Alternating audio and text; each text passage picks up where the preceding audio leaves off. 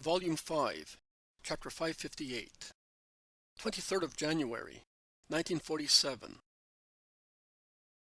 The Secret Meeting with Joseph of Arimathea and Nicodemus. The road taken by Manaen to lead Jesus to the place where he is expected is really a difficult one. A mountain road, narrow, covered with stones, running through maquis and woods. A very bright moonlight, in the first phase of the moon, can hardly penetrate the tangle of branches, and, at times, it disappears completely. And Manaen makes up for the lack of light with torches that he has prepared and brought with him, carrying them baldric-wise, like weapons under his mantle. He leads the way. Jesus follows him, and they proceed in silence in the dead of the night. 2 or 3 times, a wild animal running in the wood simulates the noise of steps, which makes Manaen stop suspiciously. But apart from that, nothing else disturbs their journey, which is toilsome by itself. Look, Master. That is Gofina over there. Now let us go round here. I shall count 300 steps, and we shall be at the grottos, where they have been waiting for us since sunset. Did you find the journey a long one? And yet, we have taken shortcuts that I think have complied with the legal distance. Jesus makes a gesture, meaning, we could not do it any other way. Manaen does not speak any more, intent as he is on counting his steps. They are now in a barren rocky corridor, like an ascending cavern, between the 2 mountain faces that almost touch each other. One would say that it is a fracture brought about by a cataclysm, so strange it looks. A huge knife wound in the mountain rock, splitting 1/3 of it from its summit. High above, beyond the sheer mountain faces, beyond the tossing branches of the trees that have grown on the edge of the huge cut, the stars are shining, but the moon gives no light down here, in this abyss. The smoky light of the torch awakes birds of prey, that cheep, flapping their wings on the edges of their nests among the fissures. Manaen says, "Here we are," and he utters a cry similar to the wailing of a big owl towards a cleft in the rocky slope. Moving from the other end, a reddish light comes forth along another rocky corridor, the upper part of which is closed like a lobby. Joseph appears. "The Master?" he asks, not seeing Jesus, who is a little behind. "I am here, Joseph. Peace to you." "Peace to you. Come, come." We lit a fire to see snakes and scorpions, and to warm the place. "I will show you the way." He turns round, and along the undulations of the path in the bowels of the mountain, he leads them towards a place lit up by flames. Near a fire, there is Nicodemus, who is throwing branches and junipers on it. "Peace to you, too, Nicodemus. Here I am with you. Speak." "Master, has anybody noticed your coming?" "Who on earth could, Nicodemus?" "Are your disciples not with you?" "John and Judas of Simon are with me. The others are evangelizing from the day after the Sabbath to sunset on Fridays. But I left the house before midday, telling them not to wait for me before dawn on the day after the Sabbath. I am too accustomed by now to being absent for several hours to rouse suspicion in anybody. So you need not worry. We have plenty of time to talk without worrying about being caught. The place here is propitious." "Yes. Nests of snakes and vultures, and of highwaymen in the good season, when these mountains are full of herds.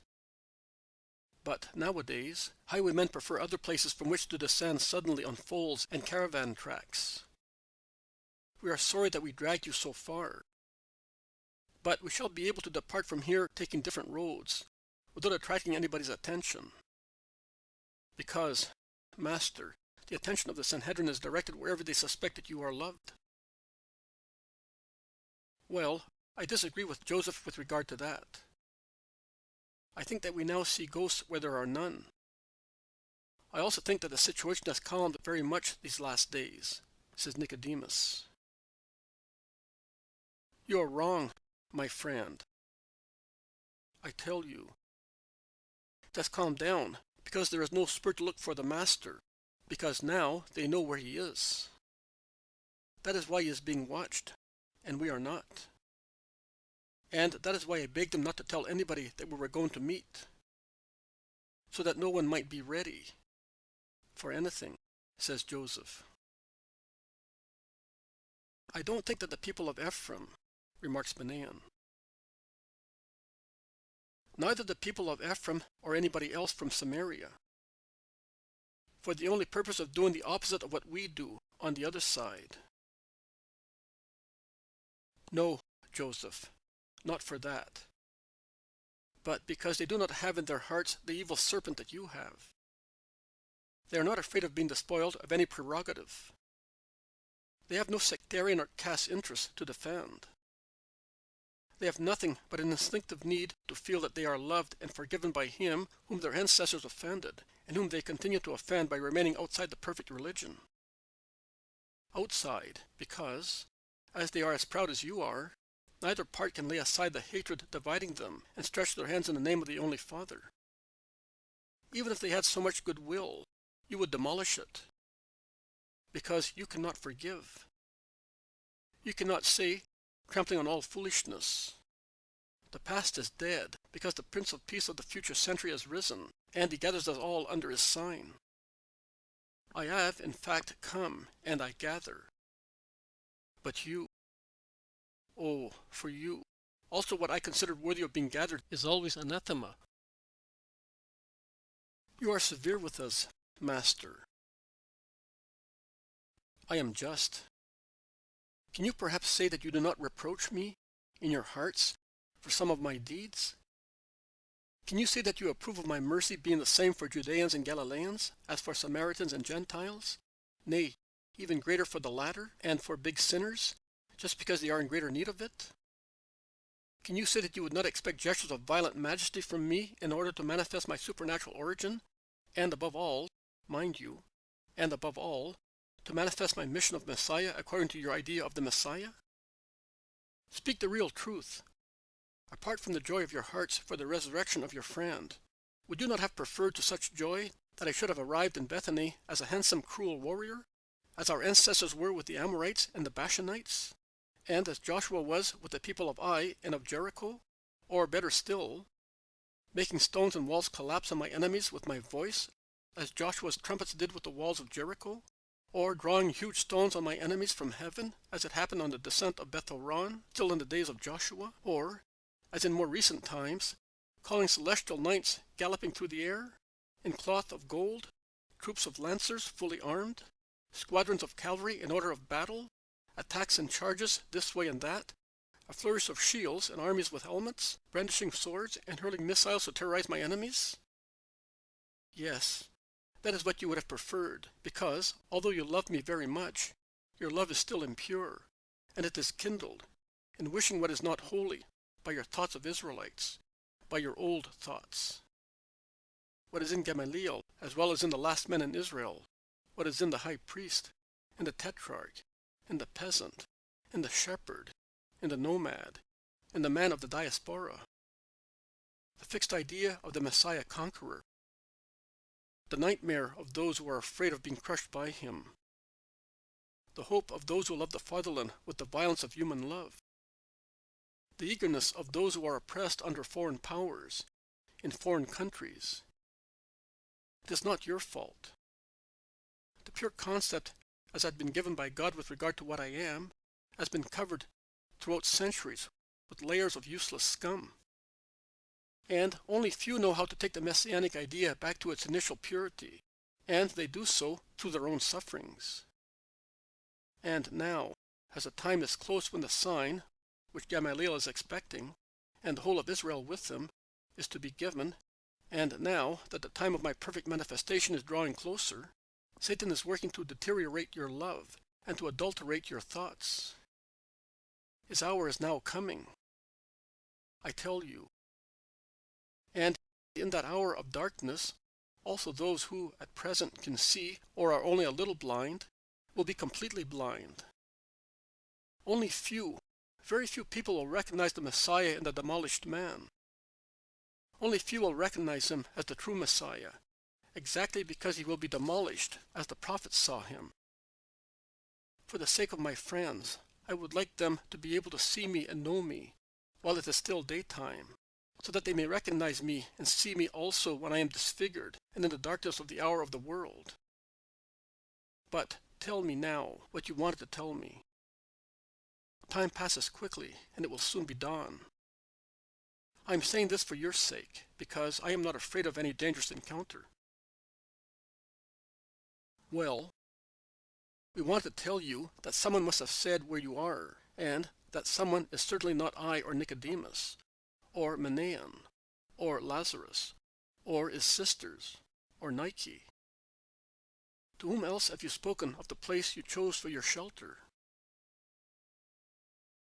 To nobody, Joseph. Are you sure? Most definitely. And did you tell your disciples not to mention it? Before departing, I did not speak to them of the place. When we arrived in Ephraim, I told them to go and evangelize, and to act in my stead. And I am sure of their obedience. And, are you alone in Ephraim? No. I am with John and Judas of Simon. I have already told you. He, Judas, as I can read his thoughts, cannot have done any harm to me, to his heedlessness, because he never left the town, and in these days no pilgrims from other places pass through it. Then, it is really Beelzebub that has spoken, because at the Sanhedrin they know that you are there. So, what are their reactions to my behavior?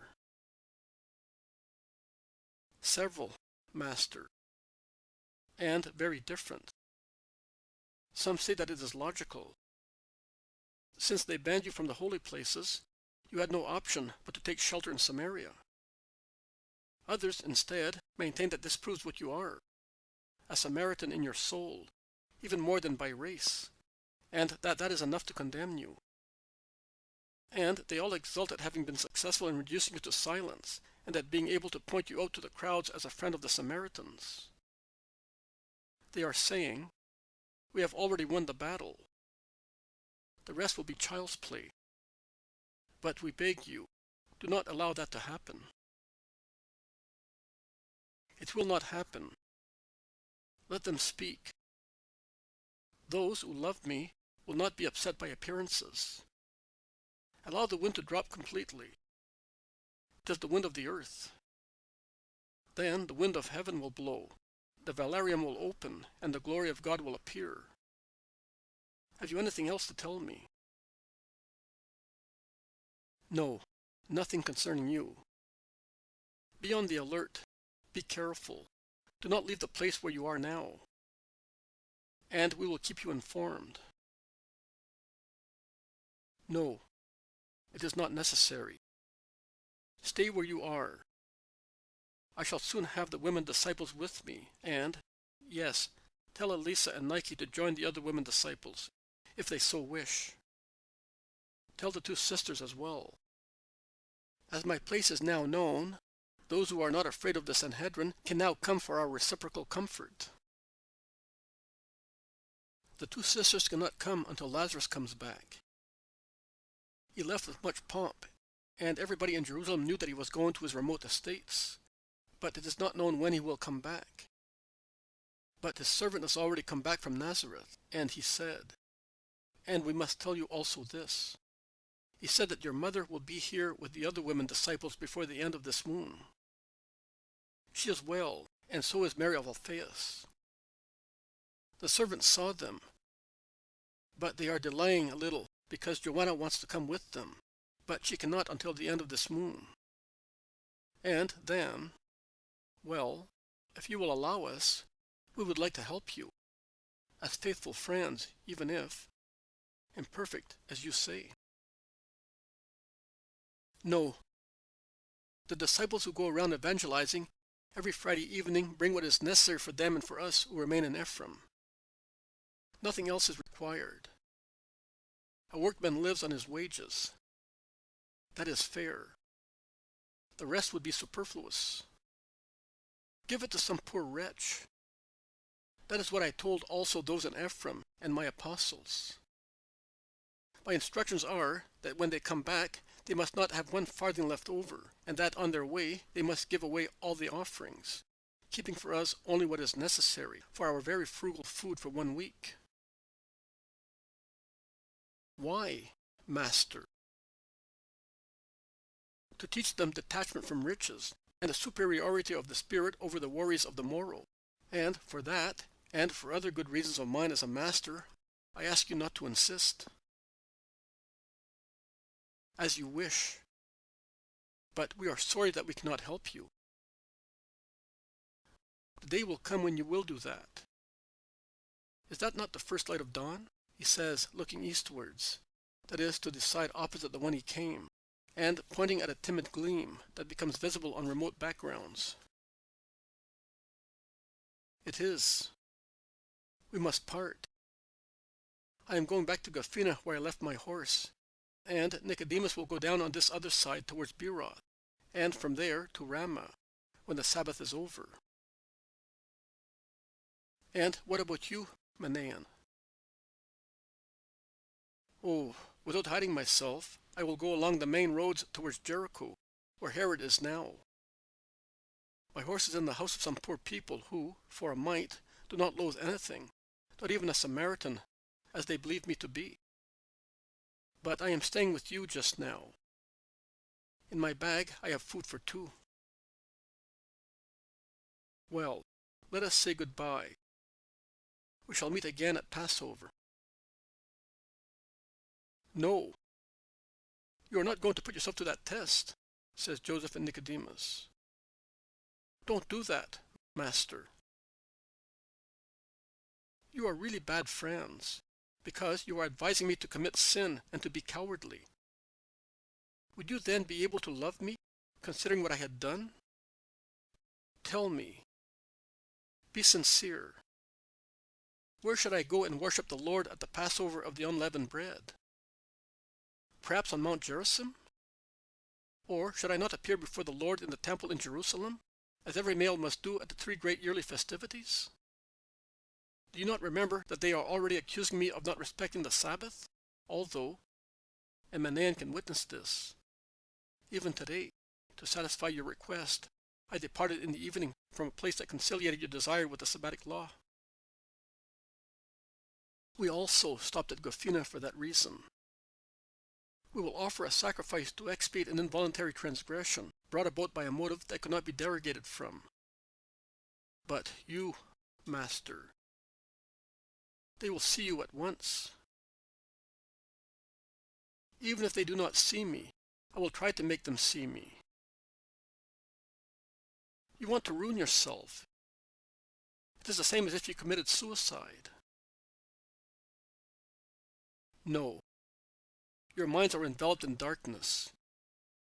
It is not the same as if I wanted to kill myself. It is only obedience to the voice of my Father who says to me, "Go. It is your hour." I have always endeavored to reconcile the law with necessities. Also on the day that I had to flee from Bethany and take refuge at Ephraim, because it was not my hour to be caught. The lamb of salvation can only be sacrificed at the Passover of the unleavened bread.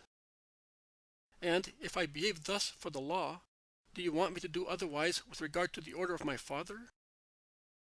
Go, you may go. Do not grieve thus. And why did I come, if it was not that I should be proclaimed the King of all peoples? Because that is the meaning of Messiah, is it not? Yes, that is what it means. And Redeemer also means that. The only trouble is that the meaning of these 2 words do not correspond to what you fancy. But I bless you, imploring a celestial ray to descend upon you with my blessing. because I love you and you love me, because I would like your justice to be entirely bright, because you are not wicked, but you, too, are old Israel, and you do not have the heroic will to despoil yourselves of the past and become new. Goodbye, Joseph. Be just like him who was my guardian for so many years, and who was capable of every renovation to serve the Lord his God. If he were here, among us, oh, how he would teach you to serve the Lord perfectly, to be just. But it is right that he should already be in Abraham's bosom, in order not to see the injustice of Israel. Holy servant of God. And you, Abraham, with a broken heart, but with perfect will, he would not have advised me to be cowardly, but he would have spoken the words that he used to utter when anything painful weighed heavily on us. Let us raise our spirits. We shall meet the eyes of God, and we shall forget that it is man who grieve us. And let us do whatever is burdensome, as if the Most High presented it to us. In this way we shall sanctify also the least things, and God will love us. Oh, he would have said so, also to comfort me to suffer the deepest sorrows. He would have comforted us. Oh, my mother. Jesus releases Joseph, whom he had clasped in his arms, and he lowers his head, remaining silent, undoubtedly contemplating his imminent martyrdom, and that of his poor mother. He then raises his head and embraces Nicodemus, saying, "The first time you came to me as a secret disciple, I told you that to enter the kingdom of God, and to have the kingdom of God in you, it is necessary for your spirits to be born again, and for you to love the light more than the world loves it. Today, and this is perhaps the last time we shall meet secretly, I repeat the same words to you. Be born again in your spirit, Nicodemus, to be able to love the light, which I am, and I may dwell in you as King and Savior. Go now, and God be with you." The two members of the Sanhedrin go away in opposite direction to the one in which Jesus came. When the noise of their steps has faded away, Manaen, who had gone to the entrance of the grotto to see them go away, comes back, and with an expressive countenance he says, "And for once they will be the ones who have infringed the Sabbatic law. And they will have no peace until they settle their debt with the Eternal Father by sacrificing an animal. Would it not be better for them to sacrifice their tranquility by declaring themselves your disciples openly? Would that not be more pleasing to the Most High?" It would certainly be. But do not judge them. They are does that rise slowly. But at the right moment, when many, who think they are better than they are, collapse, they will rise against the whole world. Are you referring to me, Lord? Please take my life, but do not let me deny you. You will not deny me. But there are constituents in you, different from theirs, and they will help you to be faithful. Yes, I am the Herodian. That is, I was the Herodian. Because as I turned my back on the council, so I turned my back on the party, when I saw it was vile and unfair towards you, just like the others. To be a Herodian. To the other caste, it means being little less than the heathen. I do not mean that we are saints. That is true. For an impure purpose, we committed impurity. I am speaking as if I were still the Herodian I was before being your disciple. According to human opinion, therefore, we are twice impure, because we are the allies of the Romans, and because we did it for our own profit. But tell me, Master, as you always speak the truth and never refrain from it for fear of losing a friend. Between us, who have entered into an alliance with Rome to have fleeting personal triumphs, and the Pharisees, the chief priests, the scribes, the Sadducees, who enter into an alliance with Satan to crush you, which are more impure? I, see, Now that I have realized that the party of the Herodians is siding with your enemies, I left it. I'm not telling you to be praised by you, but to tell you what I think. And they, I mean the Pharisees and priests, the scribes and Sadducees, are convinced of getting a profit out of this sudden alliance of the Herodians with them. The wretches! They do not know that the Herodians do it to gain more merits, and thus greater protection from the Romans. And later, once the cause and the reason joining them are defined and finished, they will demolish those with whom they now form an alliance. And they trifle with each other like that. Everything is based on deceit. And that disgusts me so much that I have made myself completely independent. You are a great frightening ghost. For everybody. And you are also the pretense for the foul game of the various parties' interests. The religious motive? The sacred indignation for the blasphemer, as they called you? It's nothing but lies. The only motive is neither the defense of religion, nor the sacred zeal for the Most High, but their greedy, insatiable interests. They make me sick like filthy things. And I would like, yes, I would like the few who are not corrupt to be more daring. A double life is troublesome to me now. I would like to follow you alone. But I can serve you better thus than if I followed you. It's a burden to me. But you say that it will soon be... What? But will you really be sacrificed as the lamb? But is it not figurative language? The life of Israel is woven with symbols and figures. And you would like it to be so for me. But mine is not a figure. Is it not? Are you really sure? I could. Many of us could repeat ancient gestures and have you anointed Messiah and defend you. One word would suffice, and the defenders of the holy wise pontiff would rise in thousands and thousands. I do not mean an earthly king, as I now know that your kingdom is entirely spiritual. But as we shall never be humanly free and strong, let at least your holiness support and heal corrupt Israel. No one, as you are aware, loves the present priesthood and those supporting it. Do you want that, Lord? Tell me, and I will do it. You have already gone a long way with your thought, Manaen. But you are still as far from your goal as the earth is from the sun. I will be priest, and forever, immortal pontiff in an organism that I will enliven to the end of time. But I shall not be anointed with the oil of delight, neither shall I be proclaimed and defended by the gestures of violence brought about by a handful of believers, to throw our fatherland into wild schism, and make it more enslaved than it ever was. And do you think that the hand of a man can anoint the Christ? I solemnly tell you that it cannot. The true authority that will anoint me pontiff and Messiah is that of him who sent me.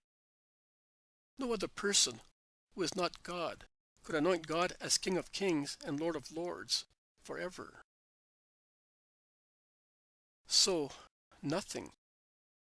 There is nothing we can do. How grieved I am. Everything, by loving me. It is everything. By loving not the person whose name is Jesus, but what Jesus is. By loving me with your humanity and your spirit, as I love you with spirit and humanity, in order to be with me beyond humanity. Look how beautiful is dawn.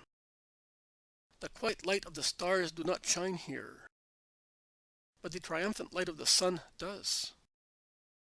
The same will happen in the hearts of those who succeed in loving me with justice. Come outside, in the silence of the mountain, clear of the hoarse human voices of interest. Look over there at those eagles, how, with wide flights, they soar away in search of prey. Can we see that prey? No, we cannot, but they can. because the eyes of an eagle are more powerful than ours, and from above, where they rove, they can see a wide horizon and can choose. I do the same. I see what you cannot see, and from above, where it hovers, my spirit can choose my sweet praise. Not to tear them to pieces as vultures and eagles do, but to take them with me. We shall be so happy there, in the kingdom of my Father, we who loved each other. And Jesus, who, while speaking, has gone outside to sit in the sun at the entrance of the grotto, embraces Manaen, who was beside him, and he smiles silently at I do not know which vision.